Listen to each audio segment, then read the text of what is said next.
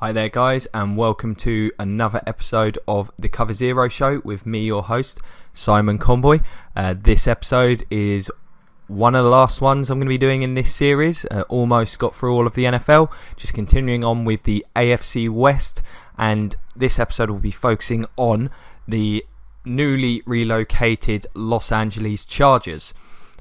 Disappointing season for them last year, very, very competitive. Early on, had some absurd losses. Week 1 against Kansas City, I can remember that game looked like it was over at half time.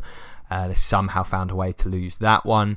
Lost some other silly games. The Browns, the game against the Buccaneers, they could have won that one as well. There's more. Those are just, that's 3 off the top of my head. This team was more competitive than a 5-11 team. They just found ways to lose, really started to tank at the end of the year. Philip Rivers trying to do far too much. Still a quality player, had a good season overall, gave the ball away a bit too much, particularly toward the end of the year. He's not got a huge amount of help there. Once again, Keenan Allen was lost for the year. That was a real shame. Of course, that harmed them. No doubt. The offensive line has been a weakness for a number of years. I made things more difficult. Had to be good to see Melvin Gordon have a really good season before he got injured. He looks like a number 1 running back, fits what they do really well. So that's a positive. Defensively, very, very good front 7. Joey Bosa improving that team. Defensive Rookie of the Year, rightfully so. He's very impressive, particularly coming off of the contract situation that they had there. So him and Melvin Ingram, great pair. Could get better maybe at inside linebacker. Defensive back not particularly strong, but a good unit. They missed Eric Weddle. Should never have let him go. That was a mistake. But it is what it is. Going into next season, the biggest issue this team has is the division that they're in. It's really tough. I'm going to keep reiterating that. Whilst talking about these 4 teams, it's very, very competitive there. As I mentioned in the last video, ferocious pass rushes across the board. Similar to the Broncos, their offensive line is going to have to be better.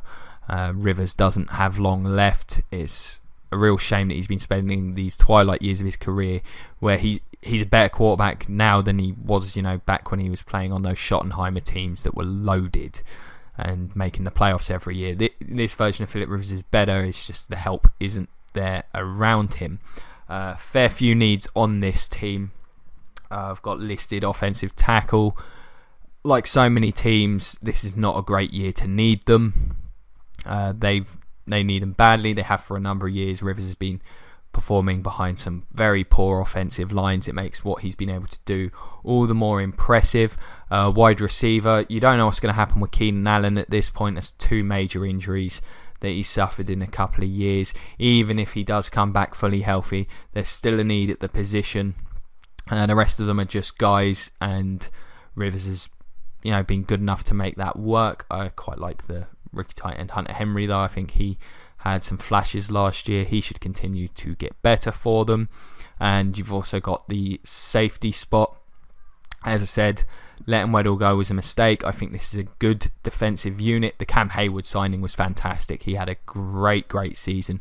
Could really do with a high-end safety there. I suspect they may go get one in the draft, or they may be hoping that one of the 2 guys falls to them with the 7th overall pick. But they're a bit hit and miss. Some positions on this team look good, but overall, they're definitely, I think, the weakest roster in this division. But they've got the strongest quarterback. Carr's not done it long enough for me to say I would rather have Derek Carr. For a long time, obviously Carr, but going into next season, you'd rather take, I think, Rivers, just because such a proven commodity, and he makes it work with some poor talent around him these last few years. They've not been particularly active. Again, seems to be a theme of this division. Russell Okung, the big signing, 4 years, $53 million, $25 million guarantees. It's an overpay. I think he's one of the more talented tackles that was available and this could potentially be a reasonable signing, but they're relying on him staying healthy. He seemed dinged up last year, didn't perform particularly well for the Broncos. Surprised to see him get a long-term deal. But I can understand why they've done it. It needed to be done, as huge needs at the position, even more so in the wake of DJ Fluker leaving the team. It's a tough one. Again, I can't be too critical of it. I'm not happy with the contract, but they did need to do something, especially as, with Rivers, they do need to be in somewhat of a win-now mode, even though I think this roster is, offensively in particular, in need of a massive influx of young talent. Beyond that, no other major signings for me to report for you. Some losses. DJ Fluker, as I mentioned, when he's been healthy, he's been good. That's been a problem. It's been a problem for a lot of this Chargers team. They've been really hurt by injuries over the last couple of years. Danny Woodhead's gone. He was a good combination with Ingram. Not Ingram. Actually, yeah, Ingram. No, Gordon. Ingram's defense player. Oh, yeah. I suppose that's the other one. They franchised Ingram. One of the more underrated players in the league. Sack numbers aren't there, but plays the run very well. Gets good pressure. Sack numbers, can be one of the most misleading stats in the league. A solid player. Wouldn't want to let him leave. Him and Bosa really are the strength of that defense. They should continue to develop together. Solid move. Will be interested to see what kind of contract he does get when he gets signed by someone long term. Simply because with the sack numbers, I don't know how he negotiates it. It's a bit of a strange one. Sacks do mean you get paid. He doesn't necessarily have those, but he does have lots of good game tape. Really developed well the last 2 years after a slow start to his career as a first-round pick. He also lost Donald Butler. I don't know if that's a particularly big deal. As I say, they need to get better at that spot. Anyway, played really well a couple of seasons ago. Last year, I thought he was very average. Certainly seems like a replaceable player based on that. Wouldn't be shocked to see him. Oh no, he's gone. My bad. Other guys, quite a lot of turnover. Manti Te'o, he was a bust. Didn't play coverage well. Wasn't particularly good against the run either. Was an underwhelming performer for them. Tom Lissamore, defensive lineman. It's just a guy. They're okay. On the defensive front, could get better. As I say, there were quite a lot of needs. This isn't a particularly strong roster. A lot of spots. Stevie Johnson's gone. Again, he may come back. Never managed to replicate the sort of success he had in Buffalo at one point in his career. I don't know how much of a market there'll necessarily be for him. Brandon Flowers, approaching the end of his career, he's been a good player for them for a while. I think Verrett will come back healthy. That'll be his job. Whether they re-sign Flowers, maybe to move him to safety, which I don't think he'd necessarily be great at, or to play in the nickel. He'd be a very good nickel corner, I think, actually. Or maybe move Verrett into the nickel and sort of do some stuff with them. That would make it quite a good backfield there. Ronnie Hillman's gone. Not a huge amount to say on that one. Very average player.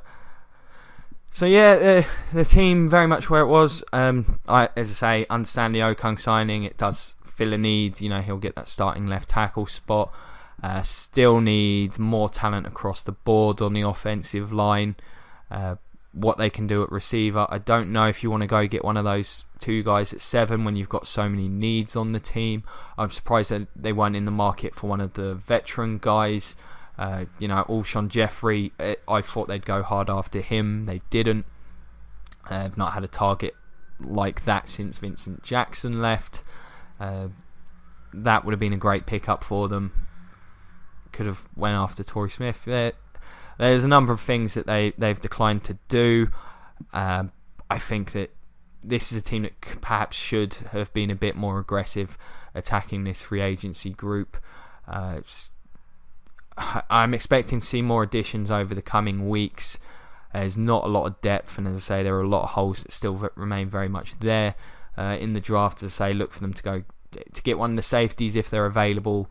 I think they're going to continue to focus on building the defence, trying to get the O-line there, and just maybe think they can get by with if Keenan Allen comes back healthy, then that'll help.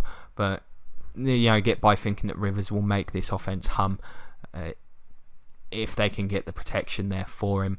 I think it's going to be a long season for the Chargers next year.